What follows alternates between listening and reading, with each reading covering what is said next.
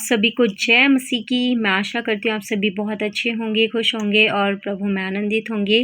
तो आइए आज हम जानेंगे कि कैसे जब हम मसीह में आते हैं तो मसीह में हमारे पास बहुतायत का जीवन किस प्रकार से आता है। हालेलुया।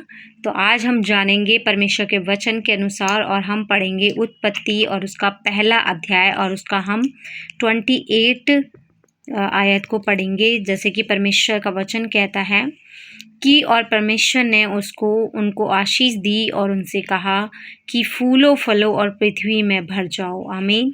देखिए, हमारा परमेश्वर ने हमको ये आशीष दी है कि फूलो फलो और भर जाओ पृथ्वी में और बढ़ो।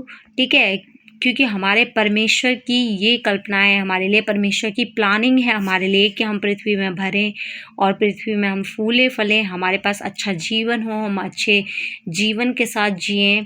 ठीक है, कोई भी दुख और कोई बीमारी हमारे पास ना हो, ये जीवन परमेश्वर चाहते हैं। लेकिन जो शैतान है, जैसे कि परमेश्वर का वचन कहता है कि चोर किसी और काम के लिए नहीं वरन केवल चोरी करने के लिए और घात करने के लिए, नष्ट करने के लिए आता है। ठीक है, लेकिन परमेश्वर कहते हैं कि मैं इसलिए आया कि वे जीवन पाएं और बहुतायत से पाएं। आमीन। जैसे कि हम पढ़ लेते हैं यूहन्ना और उसका 10 अध्याय में, जैसे लिखा है कि चोर किसी और काम के लिए नहीं परंतु केवल चोरी करने और घात करने और नष्ट करने को आता है। लेकिन यीशु मसीह कहते हैं कि मैं इसलिए आया कि वे जीवन पाएं और बहुतायत से पाएं। आमीन। देखिए, यीशु मसीह केवल चाहते हैं कि हम बहुतायत का जीवन पाएं। ठीक है, जैसे कि अदन की वाटिका में परमेश्वर ने सब कुछ हमारे लिए बहुतायत से मुहैया करवाया था और इस जीवन में परमेश्वर ने आपकी सारी आवश्यकताओं को बहुतायत से पूरा किया गया है, क्योंकि आप उसके साथ एक हैं। इसलिए जो परमेश्वर का है वह किसका है? आपका है। ठीक है, जैसे कि हम पढ़ लेते हैं लूका और उसका 15 अध्याय और उसका 31वीं आयत में, जैसे कि परमेश्वर का वचन कहता है कि उसने उससे कहा कि पुत्र, तू सर्वदा मेरे साथ है और जो कुछ मेरा है वह सब तेरा ही है। आमीन। देखिए, परमेश्वर ने हमें बेटा और बेटी होने का अधिकार दिया है, इसलिए जो कुछ परमेश्वर का है वह सब अब हमारा है। आमीन। इसलिए अब कोई कमी घटी हमें नहीं होगी। परमेश्वर ने हमें सारी वस्तुओं का अधिकारी ठहराया है। जैसे कि परमेश्वर ने कहा कि जो कुछ अब परमेश्वर का है वह सब किसका है? अब हमारा है ना। तो इसलिए किसी भी भली वस्तु की अब हमें कमी ना होगी और वो हमारे जीवन की सारी आवश्यकताओं को पूरा करने के लिए परमेश्वर हमें सब कुछ बहुतायत से देते हैं। आमीन। और हमें सारी वस्तुएं आनंद करने के लिए देता है।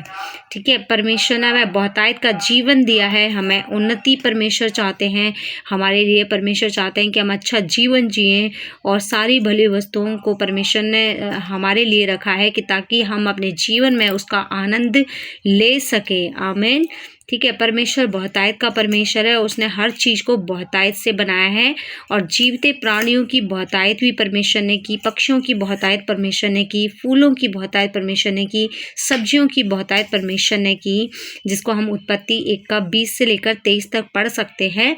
ठीक है, परमेश्वर ने जब उस वाटिका को जब परमेश्वर ने लगाया तो परमेश्वर ने वहाँ पर सारी चीज़ों को हमारे लिए अवेलेबल करके दिया।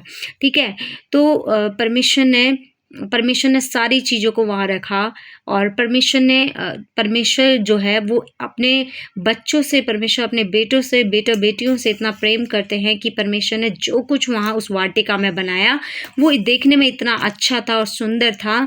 तो परमेश्वर देखिए कैसे हमारी आँखों की भी परमेश्वर सुरक्षा करते हैं, प्रोटेक्शन करते हैं। प्रभु कैसे हमारी आँखों के लिए भी परवाह करते हैं कि हम अपनी आँखों से सिर्फ अच्छी चीज़ें देखें।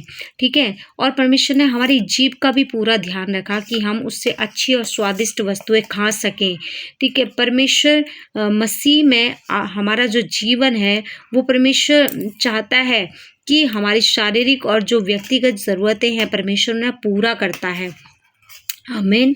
ठीक है, परमेश्वर हमें प्रेम करते हैं, इसीलिए परमेश्वर चाहते हैं कि हम एक अच्छा जीवन बिता सकें और परमेश्वर चाहते हैं कि हम अच्छा देखें, अच्छा सोचें और अच्छा खाएं पिएं।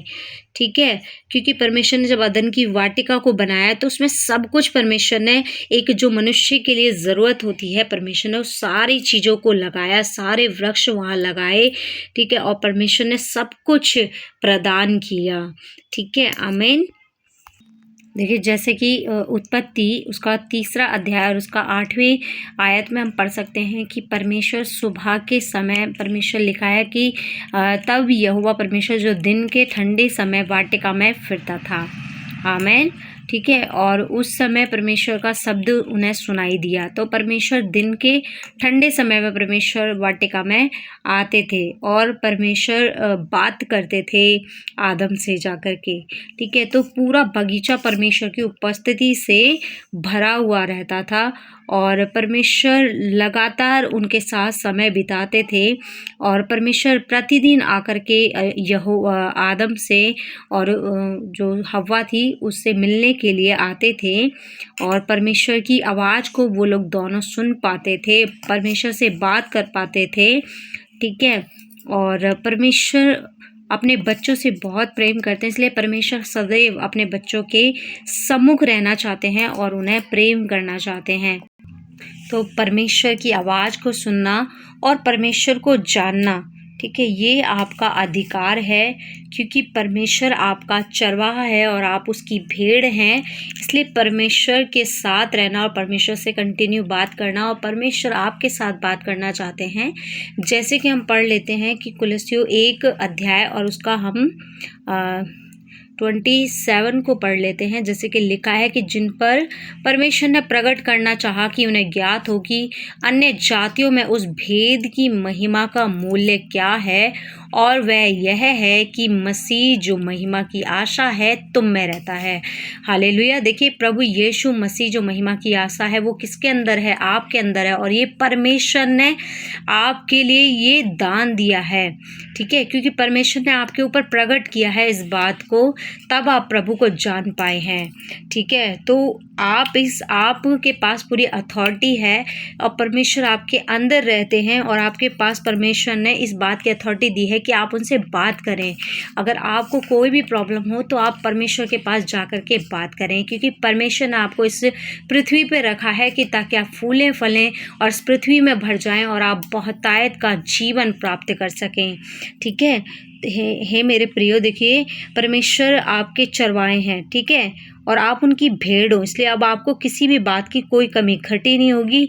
हर एक भली वस्तु और उत्तम वरदान देखो परमेश्वर स्वर्ग से देते हैं। आमीन। ठीक है, और परमेश्वर चाहते हैं कि आप उनसे बात करें। परमेश्वर आपका हृदय चाहते हैं। ठीक है, क्योंकि परमेश्वर हृदय को जानने वाला परमेश्वर है और वो आपके हृदय की बातों को सुनते हैं ध्यान धर के। और परमेश्वर कहते हैं कि अपने बहुतायत के अनुसार परमेश्वर आपकी सारी ज़रूरतों को पूरा करते हैं। आमीन।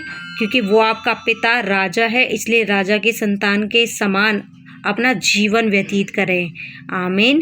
क्योंकि आप राजा की संतान हैं, इसलिए आप राजा के समान अपने जीवन को जिएं और आपको अब गिड़गिड़ाने की ज़रूरत नहीं है, क्योंकि परमेश्वर ने आपको सारी ब्लेसिंग दी है और परमेश्वर चाहते हैं कि आप एक राजा की संतान के समान अपने जीवन को व्यतीत करें। आमीन। तो आइए मेरे साथ आप एक छोटी सी प्रार्थना को करें। ठीक है, आप सभी अपनी जो भी मेरे साथ इस वीडियो को सुन रहे हैं वो सभी अपनी आँखों को बंद करें और हम एक छोटी सी प्रार्थना करेंगे और मेरे पीछे पीछे आप इस बात को दोहरा सकते हैं।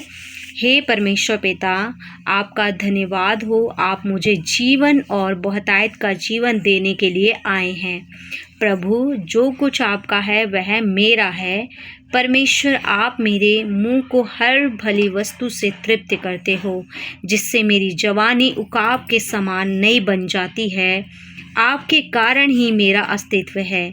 मैं जीवित और प्रगतिशील हूँ, क्योंकि मैं मसीह में हूँ। आमीन। आशा करती हूँ ये वीडियो आपके लिए बड़ी हेल्पफुल रही होगी। आज का वचन आपके लिए ब्लेसिंगफुल रहा होगा। सभी को जय मसीह की। धन्यवाद।